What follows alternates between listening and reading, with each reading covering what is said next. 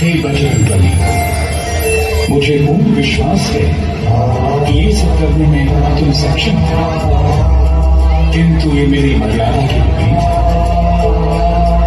अभी तो तुम केवल इतना उपकार करो कि सीता के विषय में पता करो, और उचित होगा तो रावण को अपनी शक्ति का परिचय दिया। परंतु मैं माता सीता को अपना परिचय किस प्रकार दूंगा स्वामी?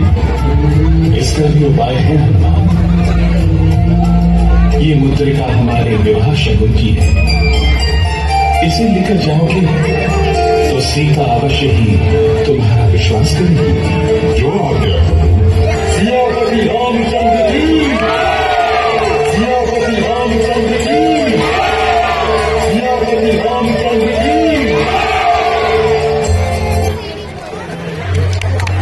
श्री राम फिर भला इन्हें किस खातिर जगदम्बा के जाए, जगदम्बा के जाए। पवन पुत्र थे पवन वेग में श्रीलंका में जा पहुंचे, बैठी थी सीता माता अशोक वृक्ष पर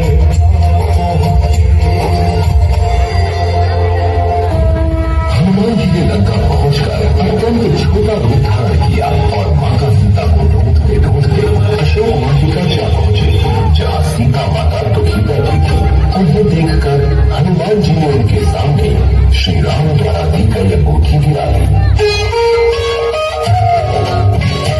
ये अंगूठी तो मेरे श्रृंगार की है, मेरे प्रभु।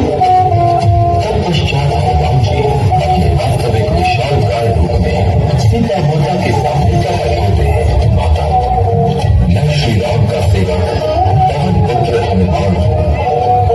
प्रभु ने ही इस अंगूठी के साथ मुझे यहाँ भेजा है। पुत्र हनुमान, उनका समाचार सुनाओ, वे ठीक तो है? हनुमान जी ने श्री राम का समाचार सुनाते हुए माता सीता को ध्यान रखने के लिए कहा।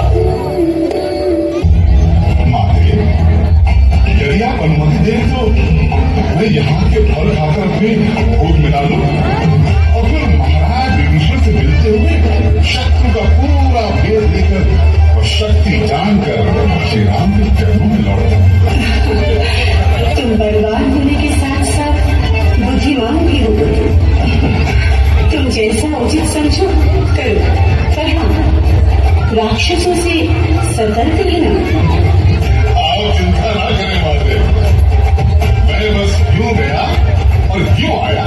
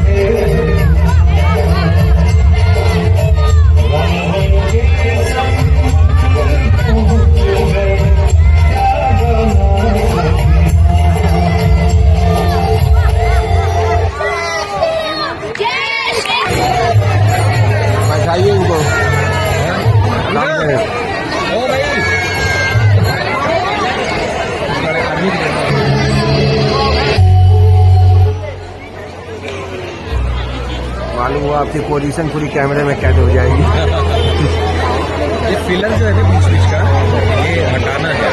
कौन सा? मतलब ये सब बीच बीच वाला है नहीं हटेगा, हट नहीं पाएगा। संभव नहीं है, फिक्स है सब। स्टेज में जितना चल रहा है सब दिखाता रहेगा। आप मुझे भेज दीजिए, मैं एडिट कर चलिए हम भेज देते हैं।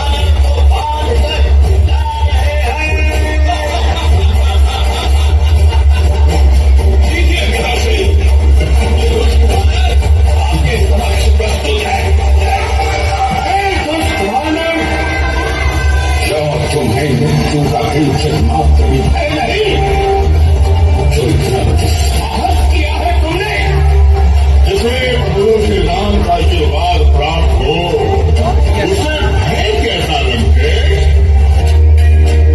मैं हाथ धोकर तुमसे विनती करता कि तुम अभिमान त्याग कर श्री राम से क्षमा याचना करो और माता जानकी को सम्मान लौटा दो। अरे तू मुझे शिक्षा देने चला है। सैनिकों, मौत के घाट उठाओ साधन को। ये नीति के विरुद्ध है। दूध का वध नहीं किया जाना चाहिए। मेरा परामर्श है कि इसे अन्य को दंड दिया जाए।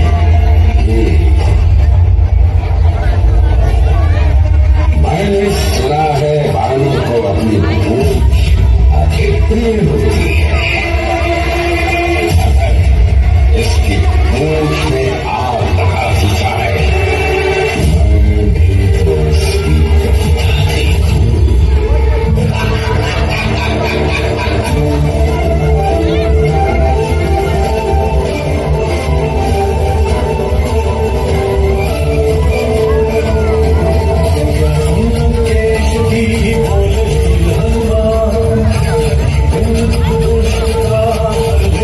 कविता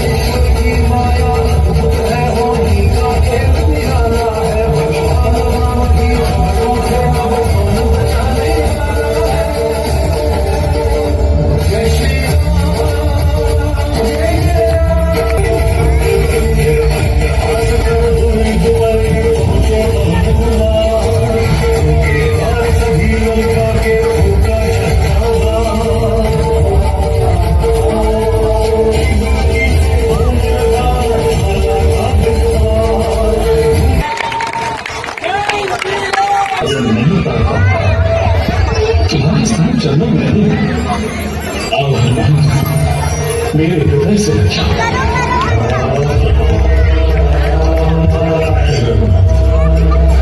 एक वानर इतना कभी नहीं कर सकता था।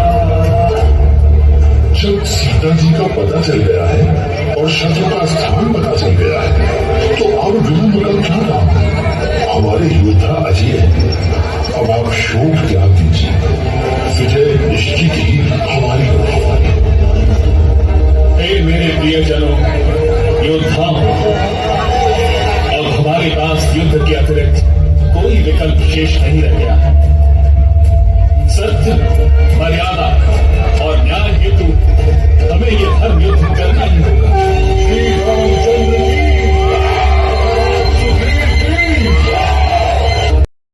मैं अपनी सभा में हाथ जोड़कर विनती कर रही हूँ कि सीता को लौटा दीजिए और राम का विरोध छोड़ दीजिए।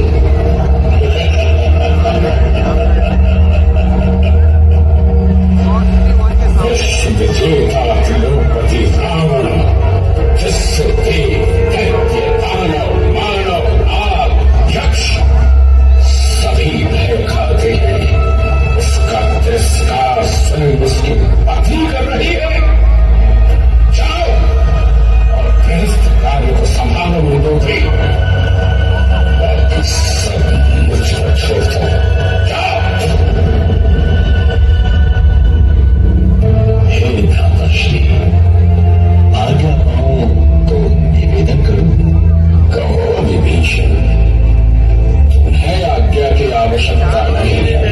हे भ्राता, जब से आप सीता को लेकर आए तब से अनेकों प्रकार के अपशकुन देखने को मिल रहे हैं।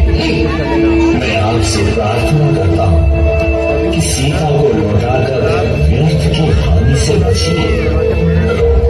कि सीता को रत्न, आभूषण, वस्त्र और मणि आदि की भेंट देकर राम के पास भेज देना चाहिए ताकि ये संकट टाला जा सके।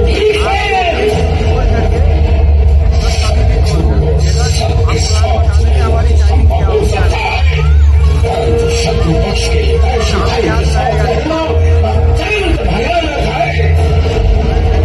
ऐसे तो कोई भी निंदा करने वाले को मृत्यु दंड देना चाहिए, परंतु तू मेरा सहोदर भाई है, इसलिए मैं तुझे धिक्कार करता हूं।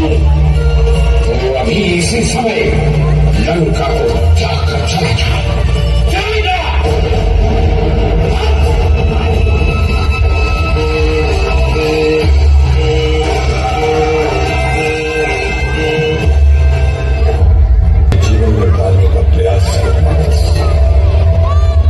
हमारा व्यवहार वो अद्भुत जो किसी पराये को भी अपना बना सकती है और किसी अपने को भी अवश्य बना सकती है। अतः हमें कभी भावावेश, क्रोध व अहंकार कोई निर्णय नहीं देना चाहिए। आप अवश्य ही विभीषण व रावण के संदर्भ में बता रहे हैं। रावण ने क्रोध व अहंकार में अपने भाई के सही परामर्श को भी नहीं समझा और उससे दो व्यवहार करके उसे सदा के लिए त्याग दिया।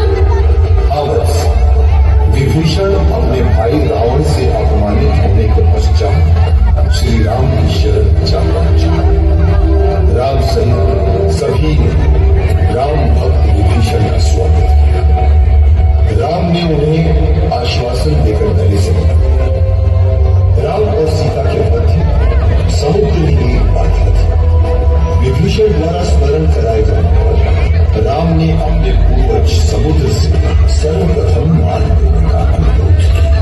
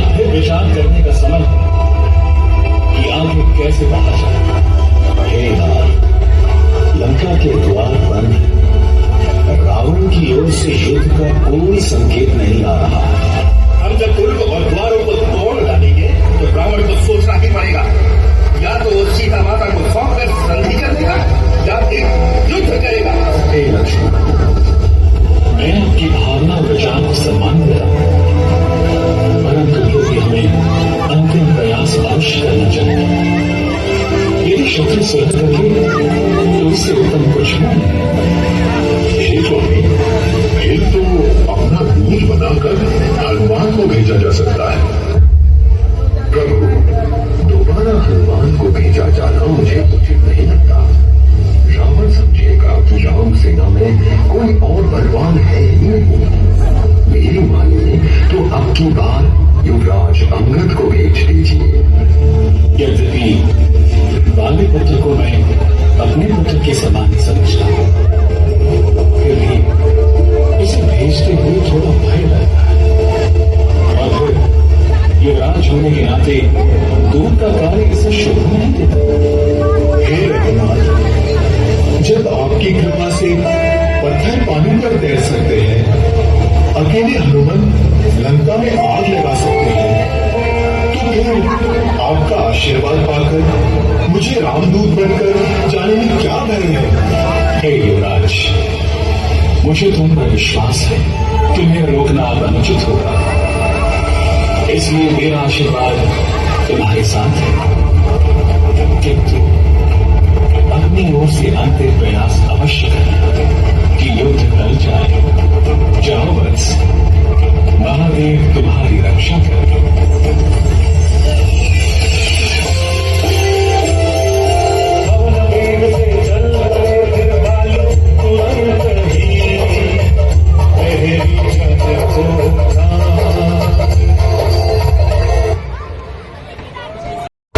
आपके समक्ष उपस्थित होना चाहते हैं। आने दो उसे।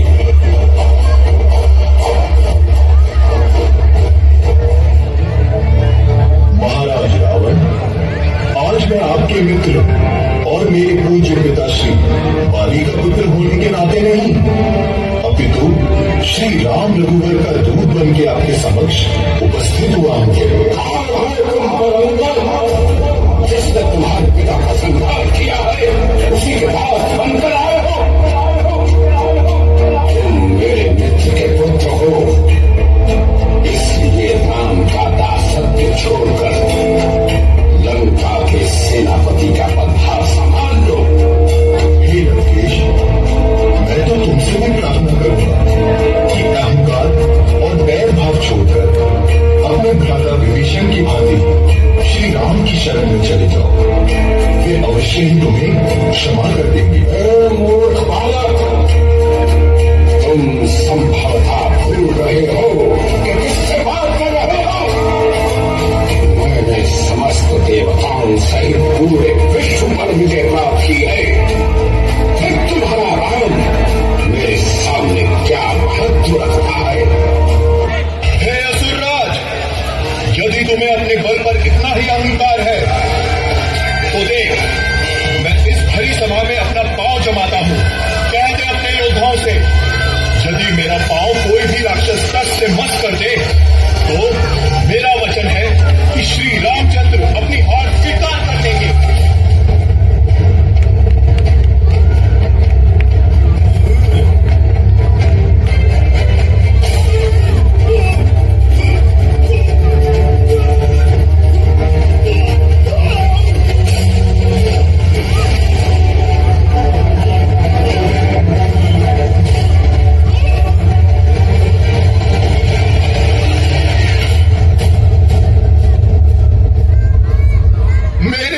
पड़ता है अभिमानी रावण।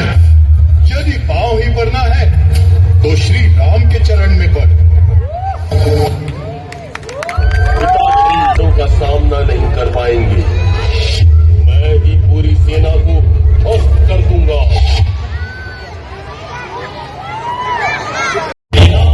सावधान देखना, मेरे प्रहार से तुम बच नहीं सकते।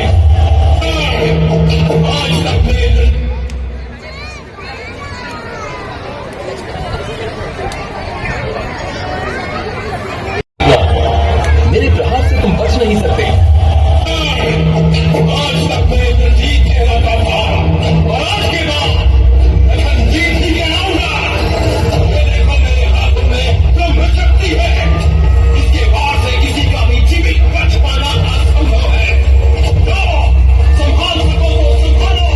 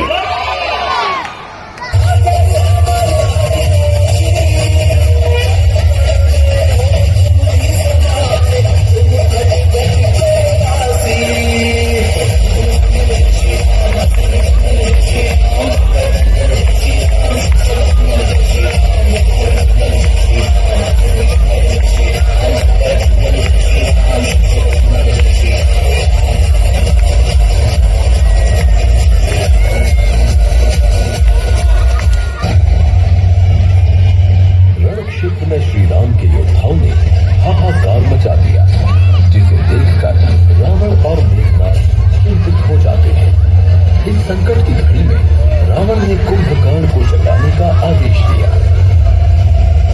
सैनिक कुंभकर्ण को जलाने के लिए ढोल नगाड़े बजाते हैं, शरीर के अंगों को खींचते हैं, कानों में हाथी से चिंधवाते हैं, लेकिन कुंभकर्ण पर इन सबका कोई असर नहीं होता।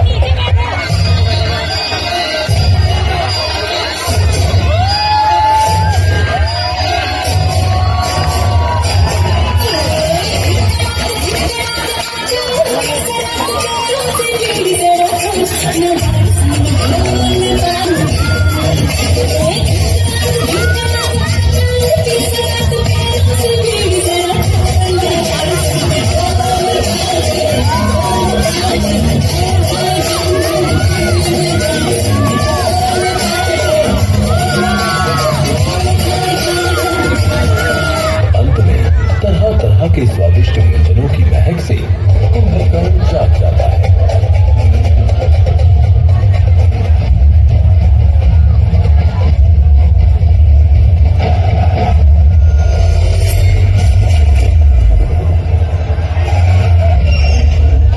सुग्रीव कुंभकर्ण का सामना करने के लिए आगे बढ़े।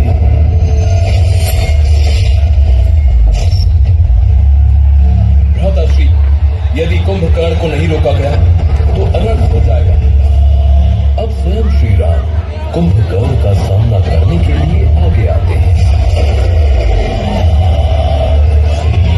सेना की रक्षा करते हुए कुंभकर्ण